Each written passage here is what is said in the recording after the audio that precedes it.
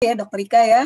Kemudian juga hindari makanan atau minuman yang mengandung kafein ya, kemudian juga hindari tidur siang ya, hindari menonton TV atau bekerja di kamar tadi sudah ya. Nah, kemudian juga selain tadi tidur yang cukup, kemudian tentunya terapkan diet kanker ya. Tadi sudah nanti akan dijelaskan panjang lebar oleh Dokter Ika apa itu terapi diet kanker ya. Kemudian yang lain lagi adalah penuhi kebutuhan air putih ya. Karena asupan cairan tubuh orang dengan kanker itu juga perlu diatur.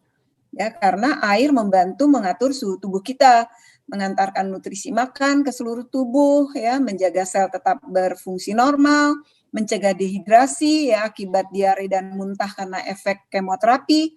Nah, ini juga penting ya. Kemudian biasakan olahraga rutin sesuai aktivitas ya. Karena olahraga itu ternyata juga dapat menurunkan stres dan kelelahan. Jadi jangan salah ya. Kadang-kadang kita berpikir nggak mau olahraga takut capek. Ini salah gitu ya. Padahal kalau kita aktif olahraga, kemudian rutin ya, yang penting adalah rutin dan konsisten ya, tubuh kita akan merasa bugar. Ya, kenapa? Karena saat kita olahraga, hormon endorfin itu keluar dari tubuh kita. Ya, hormon endorfin ini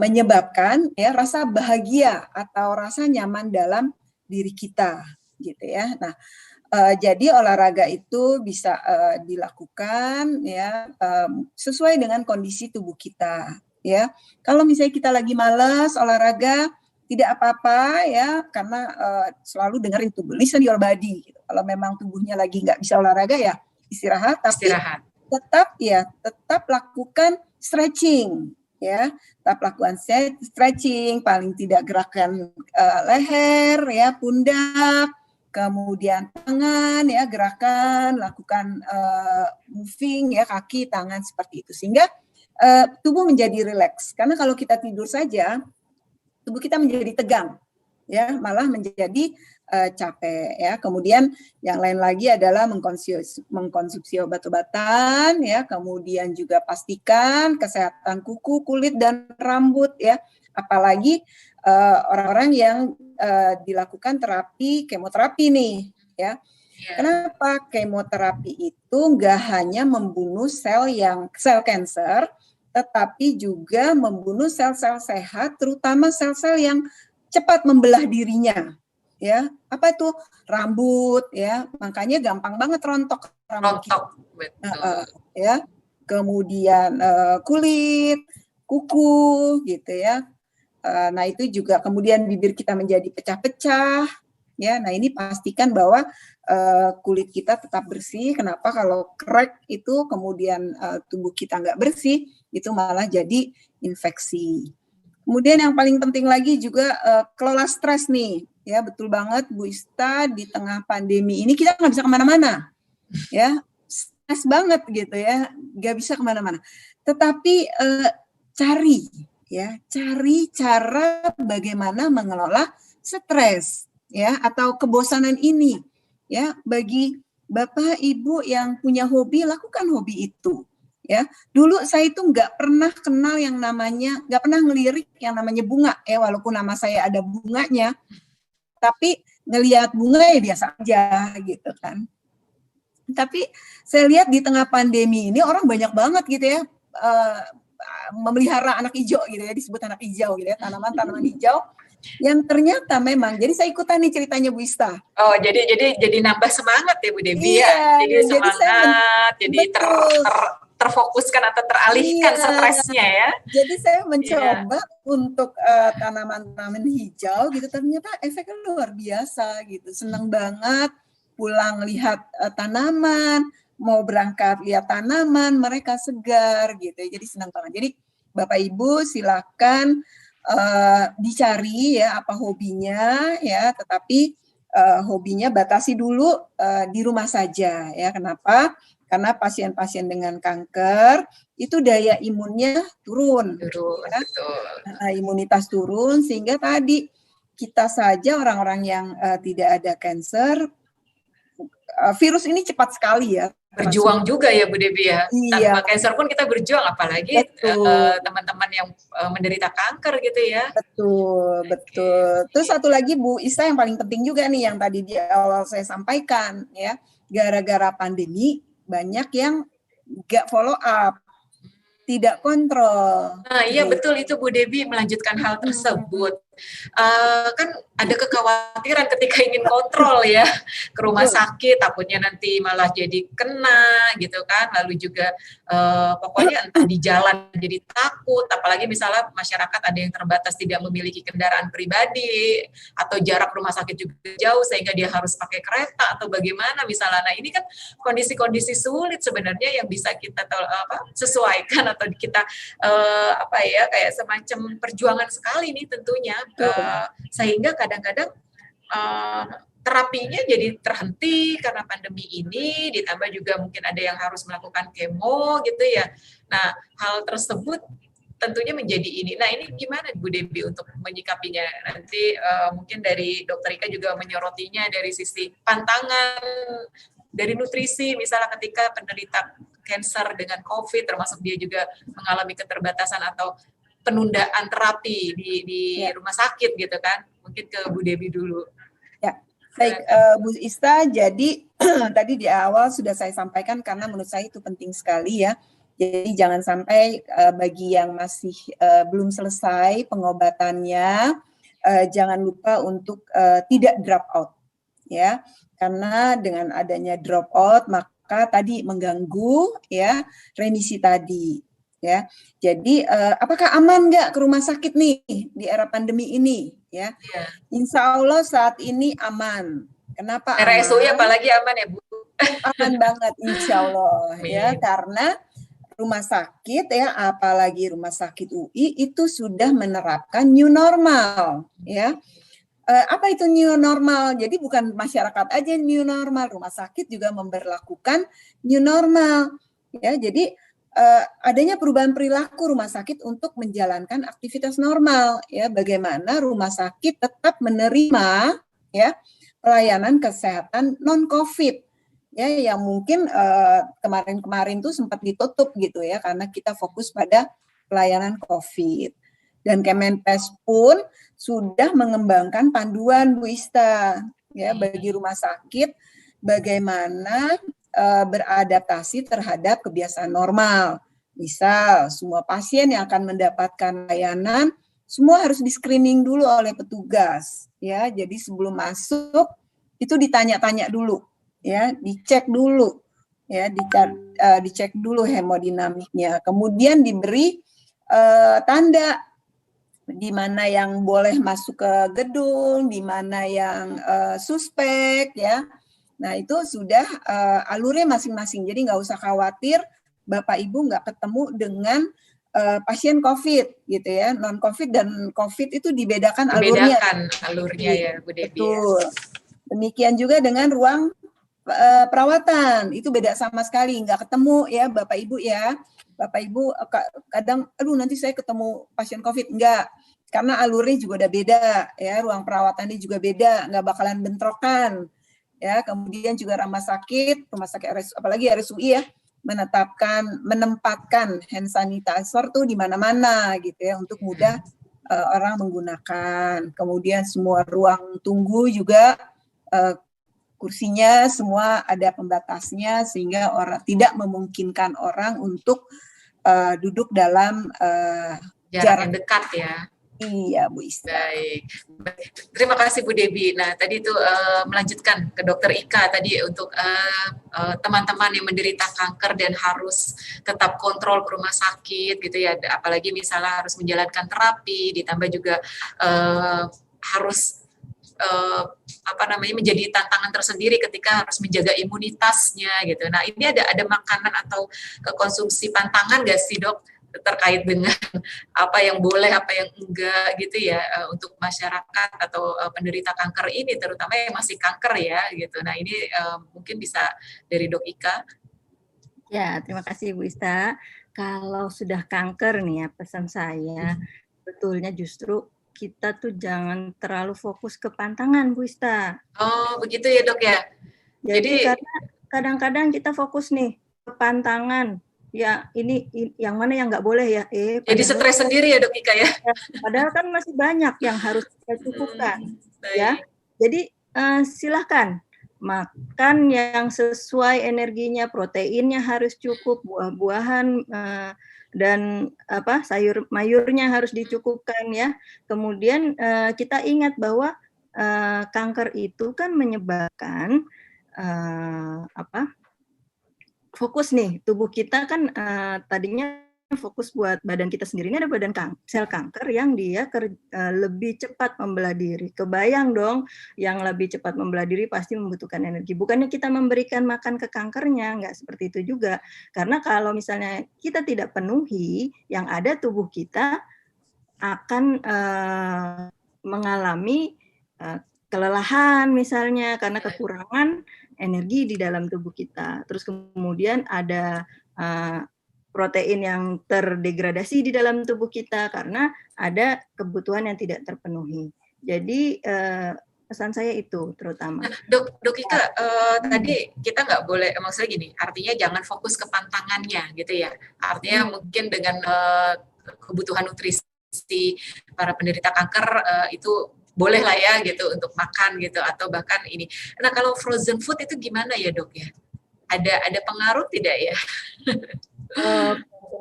Maksudnya gini kali ya, karena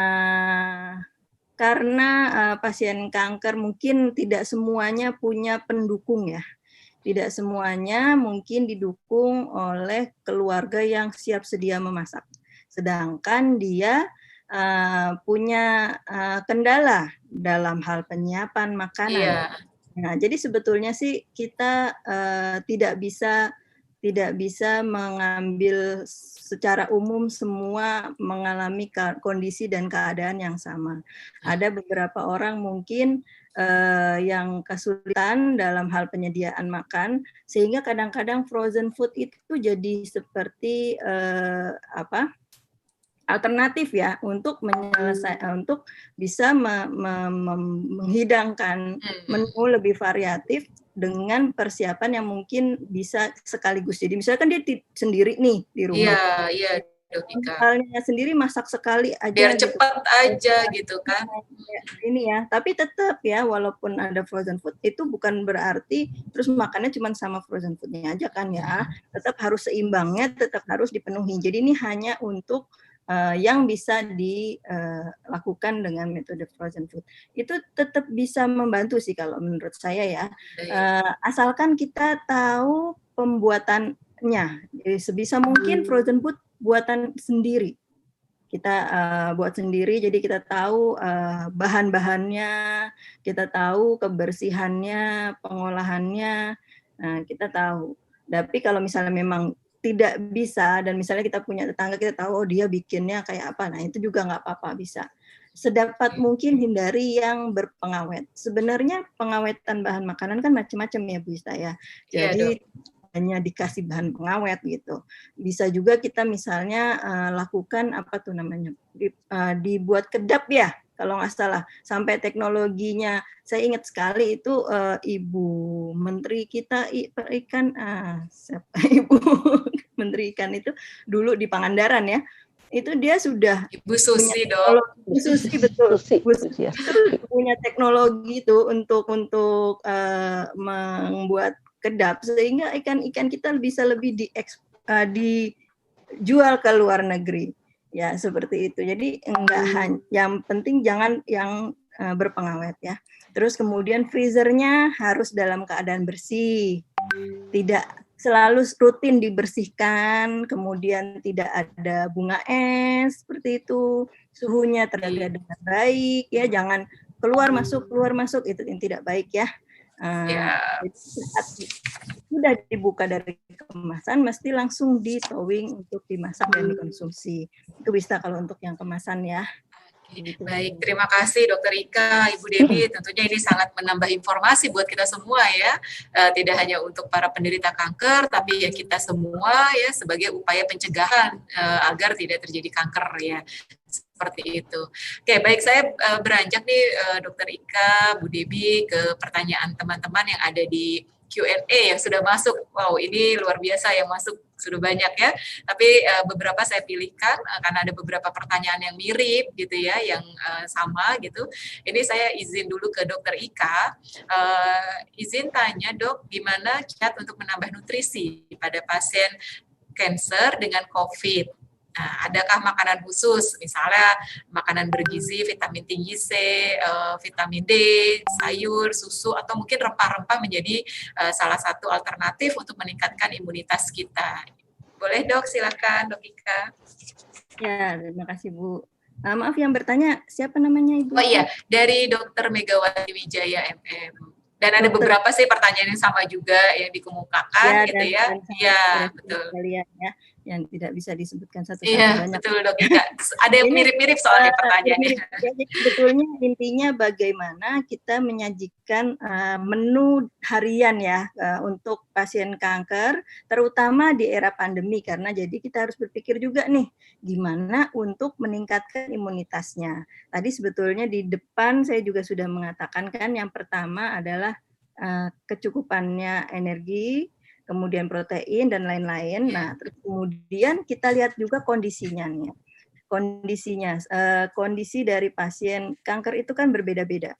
Ada yang berpenyulit nih, misalnya dia tadi Bu Debbie sudah mengatakan juga dia sedang menjalani kemoterapi atau sedang menjalani radioterapi. Nah, itu biasanya pasti mereka akan mengalami kesulitan yang berbeda-beda untuk masing-masing.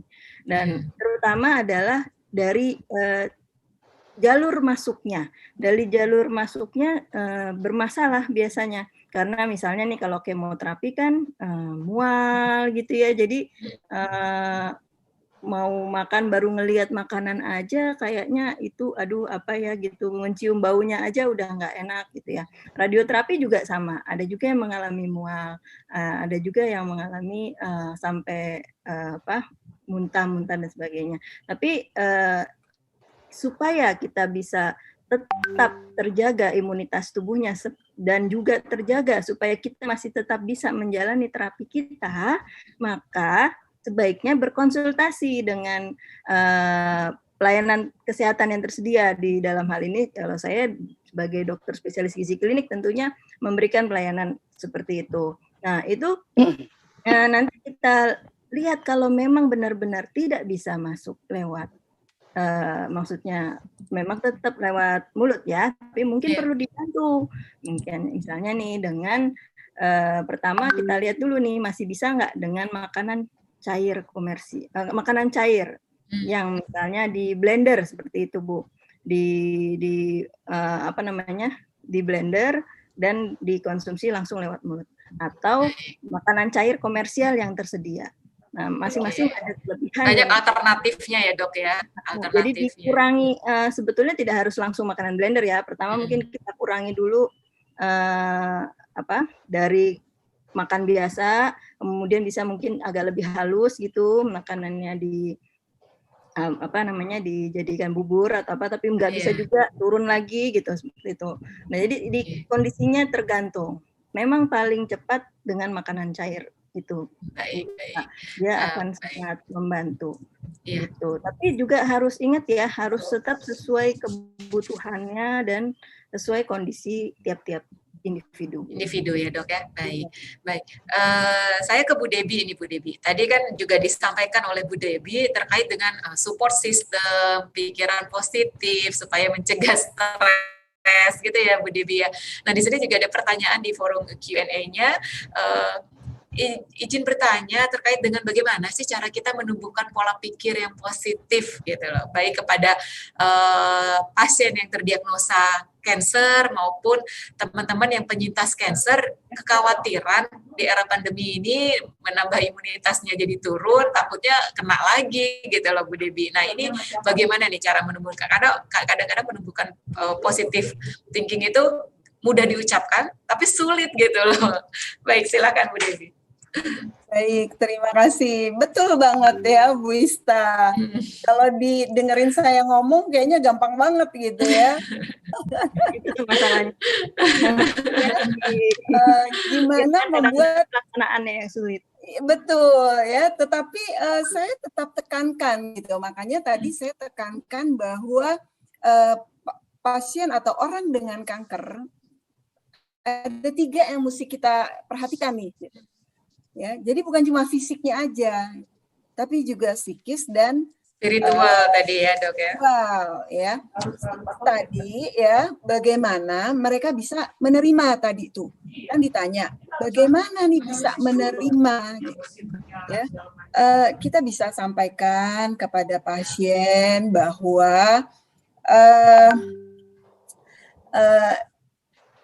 pasien punya pilihan ya. Mereka bisa memilih mau apa gitu ya, mereka di sisa hidupnya gitu ya. Apakah akan mengambil pilihan yang terbaik atau berikhtiar untuk melakukan pengobatan, walaupun memang pengobatan kanker sendiri malah disampaikan oleh pasien-pasien lebih menyakitkan daripada kanker itu sendiri. Ya, tetapi dengan kita selalu menyampaikan bahwa tadi ya pilihannya apakah pasien akan memilih untuk berusaha berikhtiar ya, rasa sakit, rasa nyeri itu adalah bagian dari ikhtiarnya, ya, bagian dari ikhtiar. Karena akan sulit sekali ya, sampaikan juga nih bahwa Anda itu adalah you are not your cancer, ya. Jadi Anda tuh punya hak gitu. Jadi jangan dibelenggukan oleh kanker itu sendiri.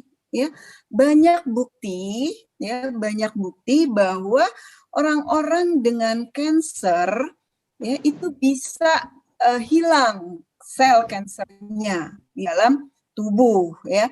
Kalau nggak salah bicara sehat minggu lalu ya itu menampilkan Mbak Cindy di mana beliau terkena kanker sejak umur 9 tahun ya.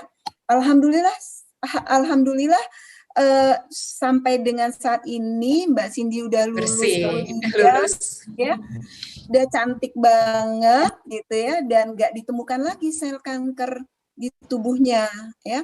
Tadi saya selintas juga melihat bagaimana caranya gitu ya supaya sel kanker tidak muncul lagi gitu ya. Tadi saya sepintas saya lihat ada pertanyaan seperti itu. Ya, jadi betul banget Bapak Ibu, makanya tadi seperti yang saya katakan bagi orang dengan kanker itu kita nggak bisa bilang bahwa sembuh, gitu. Tetapi tidak ditemukan sel kanker di tubuhnya, gitu ya, sudah tidak ditemukan lagi, ya.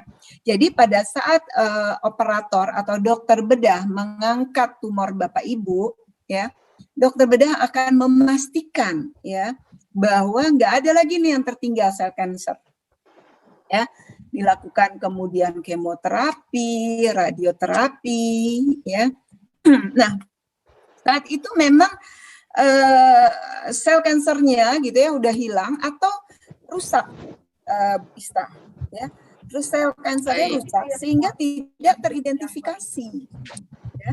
Sel rusak ini dia bisa apa istilahnya ngendon aja, ngendon bahasa Indonesianya apa yang bagus ya?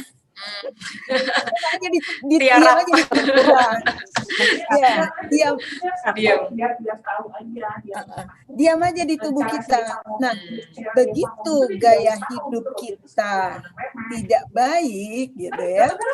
Jadi kalau kita udah disampaikan bahwa nggak ada lagi ditemukan sel kanker di tubuh kita, yang pertama kali Anda harus lakukan adalah merencanakan follow up care. Ya, jadi jangan berpuas diri dulu gitu. Follow up care ini penting ya.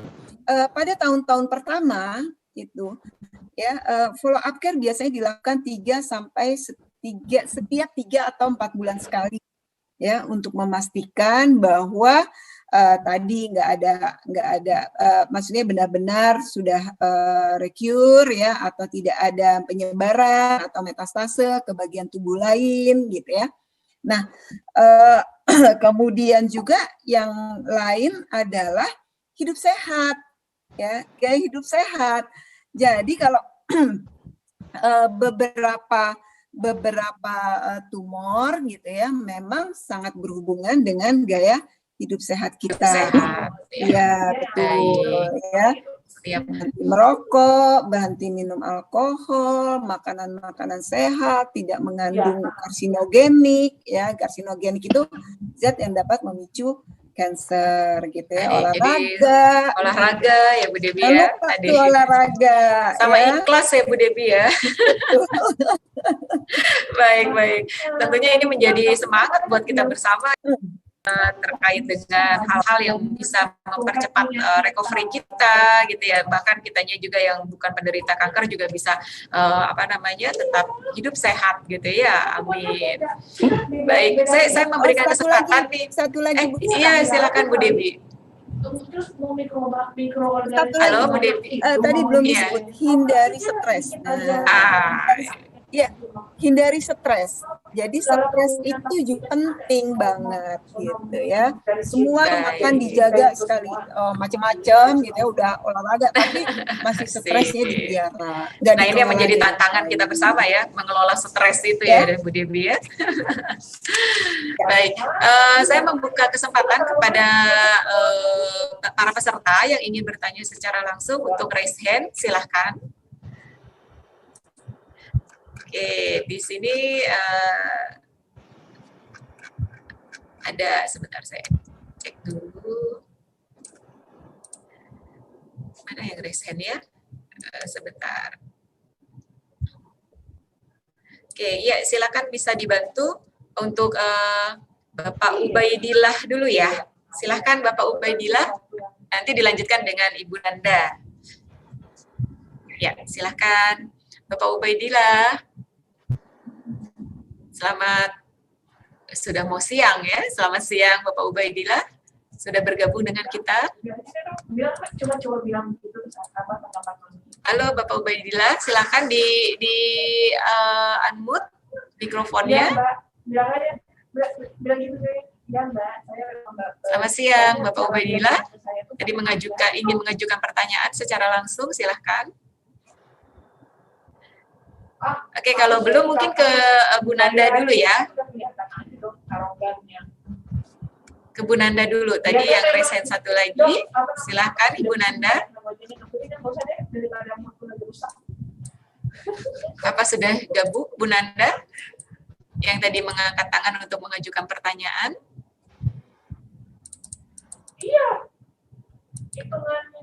Oke, baik. Sambil kita menunggu, mungkin kita beralih dulu ya, Bu Debi dan Dr. Ika.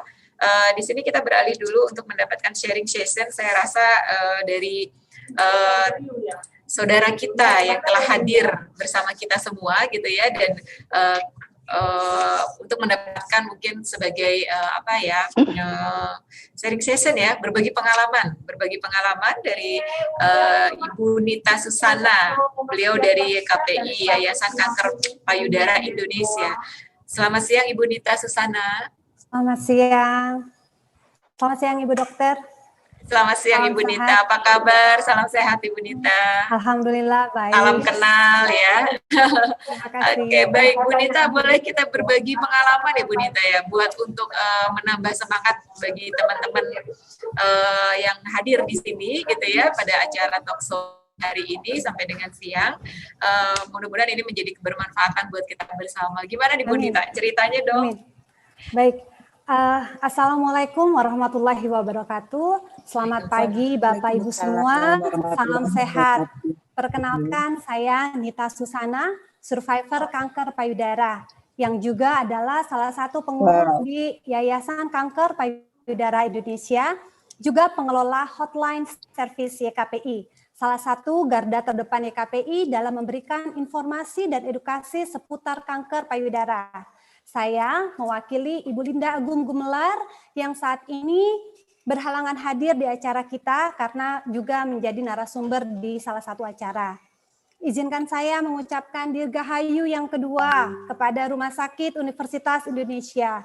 Semoga di ulang tahun yang kedua ini Rumah Sakit UI akan lebih bersemangat memberikan sumbangsihnya dalam meningkatkan kesehatan masyarakat. khususnya di masa pandemi, di mana RSUI merupakan salah satu rumah sakit rujukan pasien COVID-19 yang juga rumah sakit yang selalu mengkampanyekan pencegahan penyebaran COVID-19. Bapak, Ibu sekalian, ketika berbicara mengenai kanker payudara, mungkin yang menjadi pertanyaan adalah bagaimana sih prevalensi kasus kanker payudara di Indonesia? Untuk menjawab pertanyaan tersebut, izinkan saya menyampaikan data yang dirilis oleh Globocan tahun 2020. Berdasarkan data, di Indonesia kasus baru kanker payudara pada perempuan merupakan jenis kanker tertinggi, yaitu sebesar 30,8% dari total 213.546 kasus kanker pada perempuan di Indonesia. Begitu pula angka kematiannya akibat kanker payudara sangat tinggi, yaitu sekitar 17%.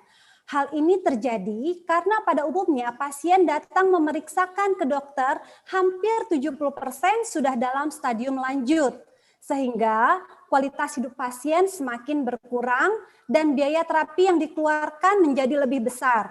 Padahal jika kanker payudara ditemukan pada stadium awal, maka kualitas hidup akan semakin lebih tinggi. Pada kesempatan saat ini, saya juga ingin menyampaikan sejumlah program yang dijalankan oleh YKPI. Sosialisasi deteksi dini kanker payudara sebagai upaya pencegahan deteksi dini kanker payudara stadium lanjut di Indonesia. Kami mempunyai unit mobil mamografi yang sejak tahun 2015 YKPI mengelola unit mobil tersebut pertama dan satu-satunya di Indonesia untuk melakukan pemeriksaan bagi kelompok perempuan prasejahtera di Jakarta dan sekitarnya yang bekerja sama dengan Rumah Sakit Kanker Darmais. Sejak tahun 2015, kami telah melakukan pemeriksaan mamografi kepada 14.635 orang. Kami juga mengadakan TOT Sadari, Training of Trainers pemeriksaan payudara sendiri. Kami juga melakukan pelatihan pendampingan pasien kanker payudara yang tadi sempat disebutkan oleh Dr. Debbie. Kami mengadakan pelatihan bagi pasien pendamping pasien kanker payudara yang bekerja sama dengan Rumah Sakit Kanker Darmais yang semuanya mendapatkan sertifikat International TÜV Rheinland. Kami juga mempunyai rumah singgah yang menyediakan rumah singgah bagi pasien kanker payudara BPJS kelas 3 dari seluruh Indonesia yang sedang melakukan pengobatan untuk mendapatkan fasilitas penginapan. Bapak Ibu sekalian, sedikit testimoni dari saya ketika terdiagnosa kanker payudara. Hidup saya nyaris sempurna pada saat itu. Setidaknya itu yang saya rasakan. Punya keluarga kecil yang sangat berbahagia. Di saat yang sama saya berkata dalam hati, hidup tidak mungkin sesempurna ini. Bukan ingin menantang takdir, tetapi memang hidup selalu ada ups and down-nya. Tapi walau cemas, hati kecil saya selalu bersiap untuk itu. Hingga di bulan November 2015, sebuah benjolan kecil teraba di payudara sebelah kanan. Kecemasan itu akhirnya datang. Takut, khawatir, dan bingung. Namun hati saya bersiap, walaupun bersiap tapi tidak untuk cobaan sebesar ini. Hidup harus tetap dijalani.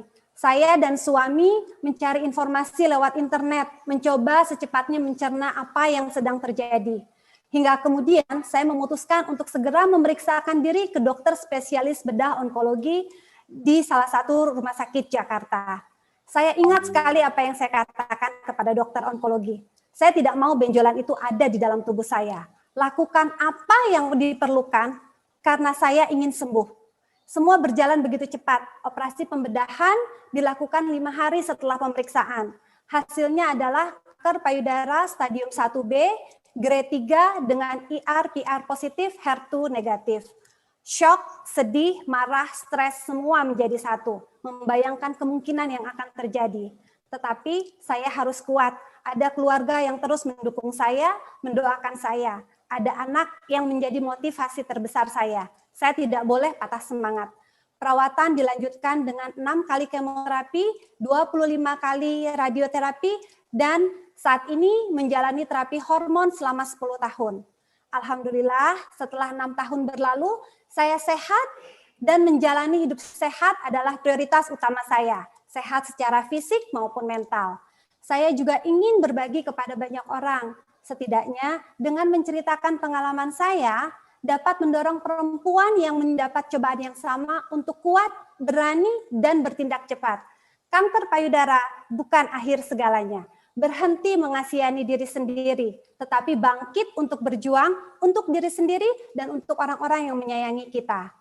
Untuk sahabat yang sedang menjalani pengobatan kanker payudara, tetap semangat ya. Ikuti semua yang diarahkan oleh dokter yang merawat kita. Selalu berdoa dan yakinlah bahwa semua akan baik-baik saja. Sebagai penutup, saya ingin mengingatkan untuk selalu melakukan sadari, periksa payudara sendiri setiap bulan pada hari ke-7 hingga 10 dihitung sejak haid pertama. Dengan melakukan sadari, kita akan cepat mengetahui perubahan yang terjadi pada payudara kita. Bapak dan Ibu sekalian, terima kasih atas perhatiannya. Semoga kita dapat bertemu di lain kesempatan. Salam sehat, salam saling jaga, saling peduli. Terima kasih Ibu Dita, luar biasa sharing sessionnya, sangat bermanfaat sekali buat kita semua ya. Mudah-mudahan ini menjadi semangat. Terharu sangat dengan Ibu Dita. Semoga sehat selalu juga ya Bu Dita ya, bersama keluarga untuk kita semua. Baik, kita lanjut juga nih, ada sharing session juga atau berbagi pengalaman sebagai penyemangat kita semua, terutama Bapak Ibu yang hadir di sini ya, untuk sahabat RSUI, dengan Ibu Untung Endang dari CISI, Cancer Information and Support Center. Selamat siang Ibu Untung. Assalamualaikum. Waalaikumsalam warahmatullahi wabarakatuh. Apa kabar Ibu? Sehat ya? Alhamdulillah. Sehat, ya. Baik Ibu, mari kita berbagi pengalaman ya Bu ya, untuk menambah semangat kita semua juga nih, pada teman-teman yang hadir. Silakan Ibu. Ya. Assalamualaikum warahmatullahi wabarakatuh. Perkenalkan, nama saya Untung Endang Suryani. Saat ini usia saya 54 tahun dan saya penyintas kanker serviks. Saya perwakilan dari CISC. CISC apa itu? CISC adalah organisasi sosial kanker yang menjadi wadah bagi para pasien kanker dan keluarganya dari semua jenis kanker. Berdiri sejak tahun 3 April 2003 dan telah memiliki 11 cabang di kota-kota besar di Indonesia. Dan CISC juga sudah menjadi member dari UICC.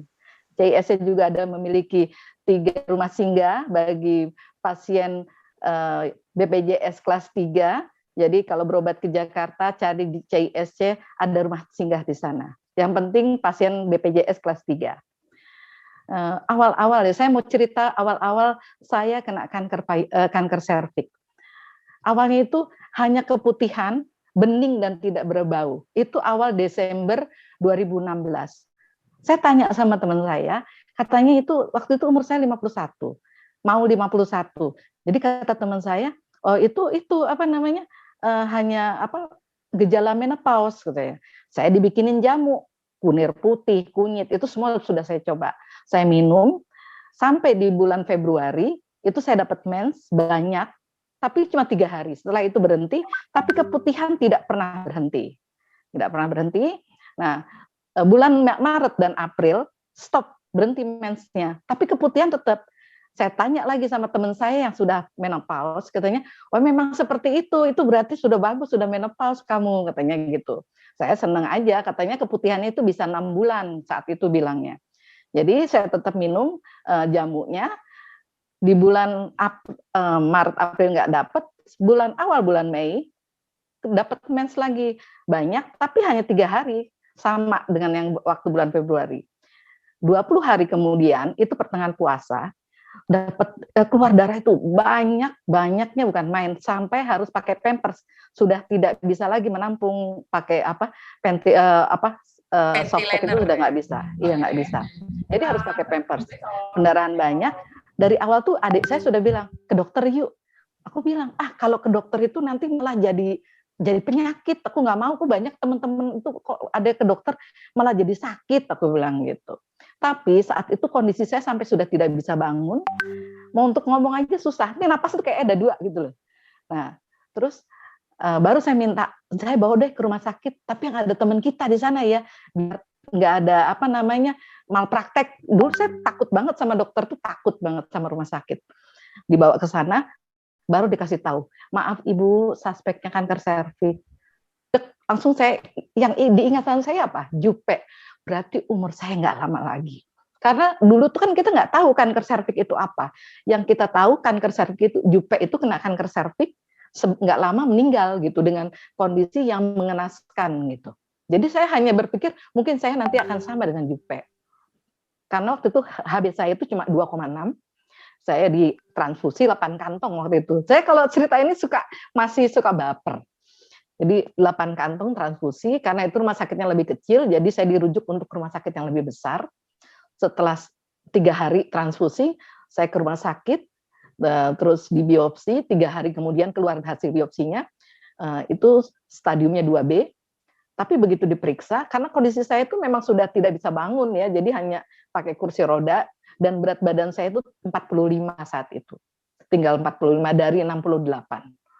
Jadi dibawa ke sana, begitu dicek, ternyata begitu diperiksa sama dokter, itu darah keluar lagi banyak, begitu naik di singgah sana, diperiksa, masukin alat, itu darahnya keluar banyak banget. Saya juga histeris, dokter juga, soalnya dokter sempat gini, astagfirullah gitu, jadi saya juga takut kan. Terus dibawa ke IGD, ternyata HB saya itu cuma 4 kalau nggak salah, jadi transfusi lagi saya di sana. Transfusi 3 hari, karena untuk melanjutkan treatment, untuk kelanjutannya itu kan harus pemeriksaannya banyak yang dilakukan. Setelah transfusi saya pulang, terus setelah nggak lama terbentur dengan libur lebaran. Di saat lebaran pertama, itu darah keluar, itu saya belum pernah melihat darah itu kayak segede batu bata, itu belum pernah. Itu kata adik saya, ditaruh di slas itu, di kloset itu nggak bisa, jadi harus dihancurkan dulu dia baru bisa. Itu keluar darahnya sampai segitu banyak, dibawa ke IGD, saya ngerasain sakit amat sangat luar biasa saat itu. Jadi sampai saya merasa pernah di titik paling bawah, itu sampai saya bilang sama dokternya, dok, saya mati aja, saya nggak kuat. Ternyata saya baru tahu sakit kanker itu kayak gini ya sakitnya gitu. Terus akhirnya kata dokter bilang gini, ibu, yang bisa menentukan hidup mati itu Allah. Jadi kalau ibu mau menunggu ajal ibu sambil tidur begini terus silahkan. Tapi kalau ibu mau bisa bangkit, nunggu ajal itu dengan keadaan yang sehat, ayo kita bangkit sama-sama. Ibu harus kuat gitu. Akhirnya saya sejak saat itu saya langsung gini, oh ya saya nggak mau mati sia-sia kayak gini, ngapain? Saya tuh untuk bangun aja miring kanan kiri itu harus dibantuin, nggak bisa miringin badan sendirinya udah nggak kuat gitu. Jadi akhirnya saya bangkit, terus dokter bilang karena pendarahannya itu nggak berhenti, udah dikasih obat nggak berhenti. Dokter bilang, pada pasien kanker serviks, pengobatan yang paling bagus itu, yang paling tepat itu untuk menghentikan pendarahan hanya dengan radiasi, Bu. Jadi, Ibu nanti dapat radiasi emergensi, karena kondisi Ibu emergensi, langsung diradiasi nanti 5 kali, biar berhenti pendarahannya. Saya saat itu kan sudah semangat tuh, wah saya harus bisa sembuh, saya harus bisa bangkit. Oke dok, mau. Jadi saat itu, masih dirawat inap, saya dapat radiasi 5 kali, benar pendarahan saya langsung stop, berhenti sama sekali. Setelah pendarahan berhenti, ternyata untuk melanjutkan ke radiasi berikutnya, karena harus 25 kali radiasi, itu butuh waktunya lama, sampai 3 bulan, antriannya panjang banget. Kata dokter, ya udah untuk nunggu antrian panjang, kayak gini, kita kemo ya Bu ya. Baik dok, aku bilang gitu. Jadi saya jalanin kemo, yang sekali kemo itu 2 kali 24 jam per kemonya. Waktu mau jalanin kemo, baru saya tuh browsing di Google. Kemo tuh seperti apa? Kok menakutkan semua ya? Tuh nggak ada kemo tuh yang ngenakin tuh nggak ada. Semua tuh menakutkan yang saya lihat. Terus kebetulan saya ketemu sama temen di rumah sakit. Dia kasih tahu kalau kemo itu anggap aja seperti infusan biasa Bu.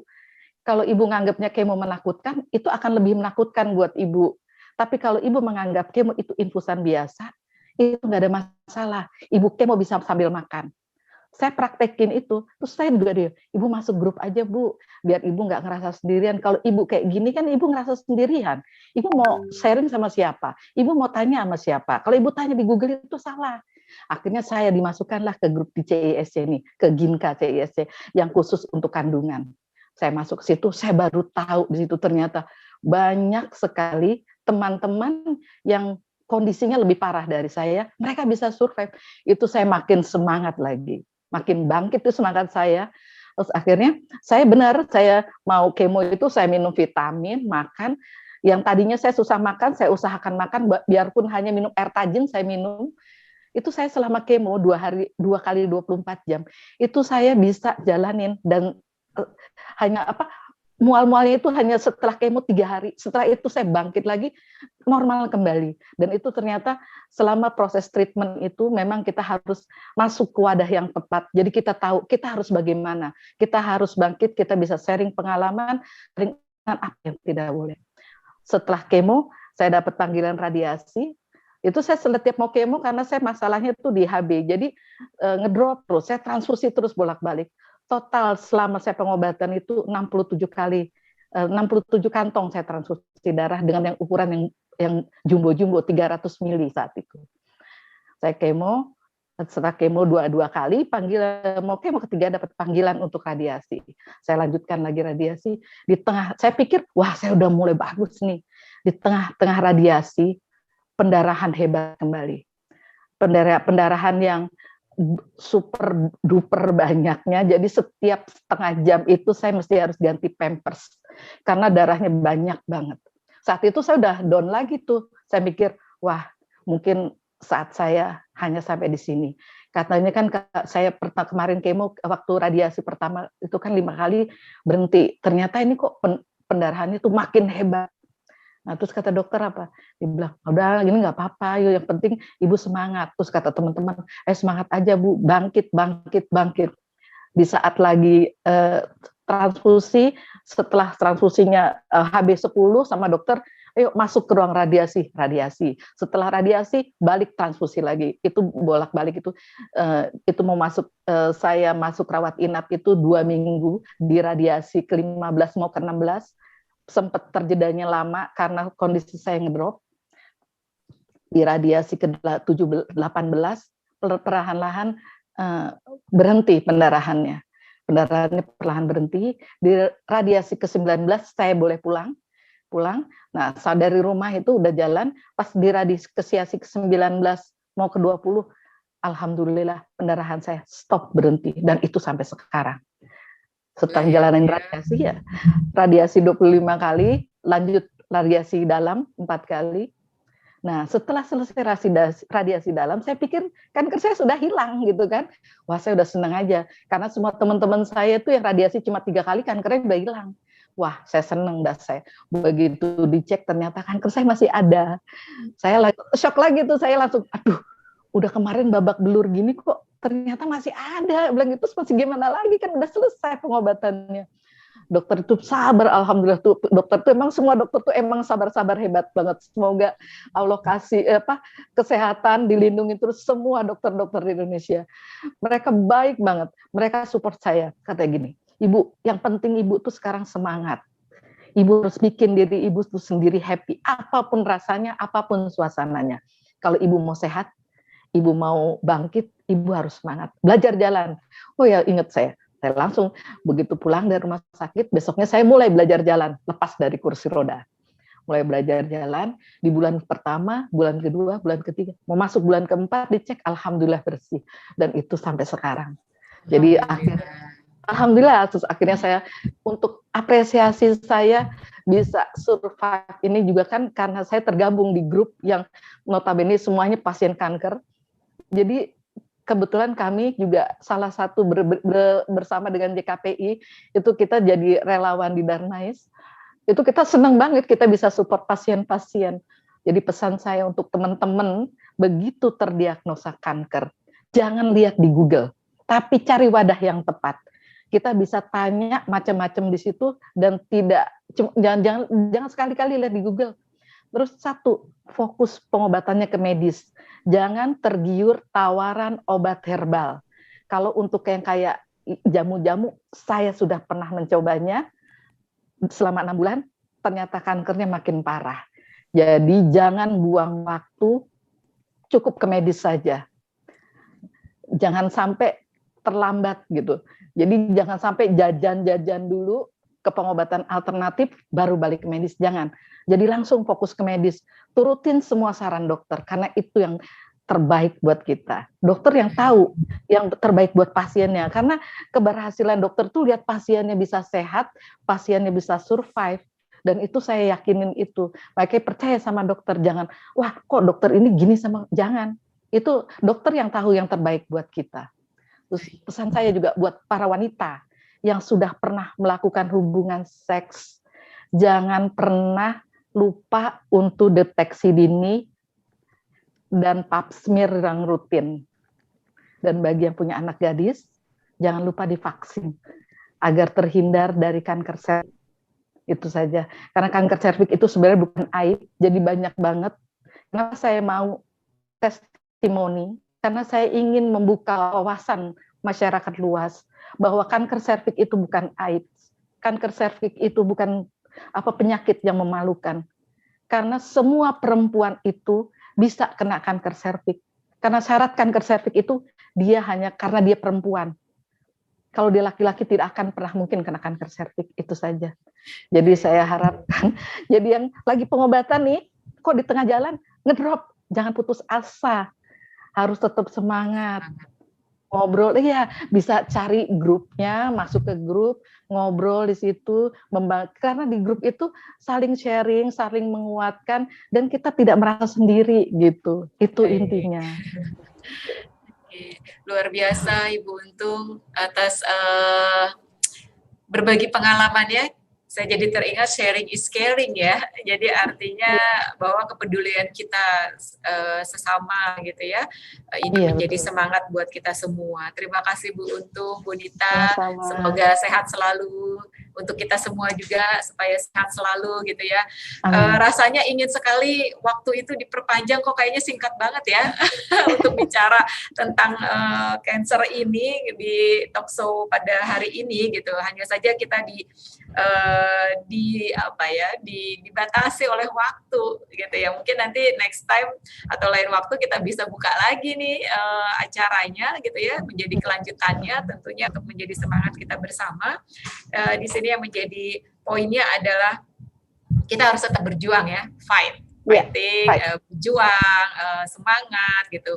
Support sistemnya juga harus ditambah semangat, karena kadang-kadang kitanya semangat tapi support system di kitanya nggak semangat nih. Ini juga pernah ada juga kan, sehingga kitanya jadinya pengen semangat jadi ngedown lagi. Nah ini tadi yang saya tarik kesimpulannya dari Bu Debbie, lalu Dokter Ika, Bu Nita, Bu Untung, bahwa di sini ada kita semua berjuang, berpikir positif, support sistemnya harus diperkuat gitu ya.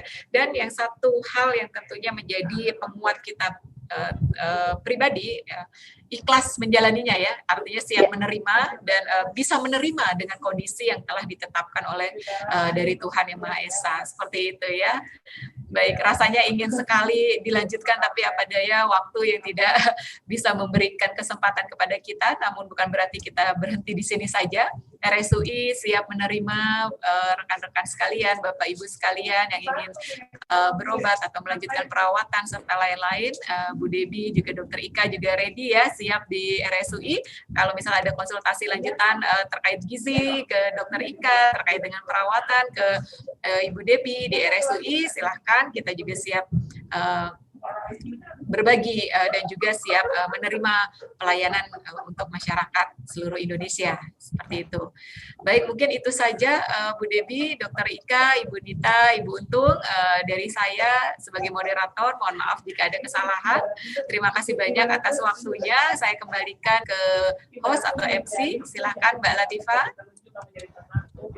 Baik Bu Ista, terima kasih banyak.